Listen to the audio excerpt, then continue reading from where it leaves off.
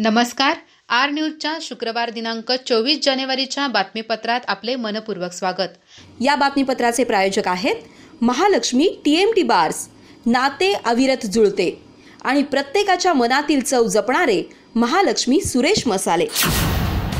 आजच्या बातमीपत्रात प्रथम पाहूयात गल्लीपासून ते दिल्लीपर्यंतच्या ताज्या घडामोडींचा धावता आढावा आणि स्थानिक बातम्यांमध्ये पाहूयात चंदगड तालुक्यात काजू उद्योग स्थिरावत असून 6 ते 7 हजार लोकांना रोजगार.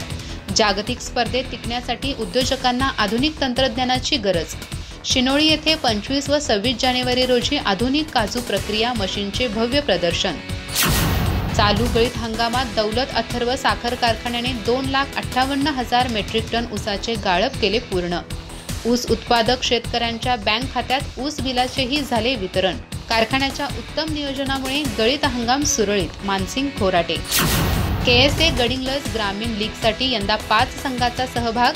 युनायटेडने उतरवले 2 संघ. गतवर्षीच्या तुलनेत एका संघाची भर.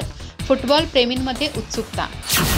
मुगळी ग्रामपंचायतीच्या उपसरपंचपदी चंद्रकांत माने यांची एकमताने निवड. उपसरपंच बसवराज दराडे यांच्या कार्यकाळाची मुदत संपल्यानंतर निवड प्रक्रिया पार पडली. गावात फटाक्यांची आतिषबाजी करून आनंदोत्सव साजरा. नूतन उपसरपंचांचा सन्मान.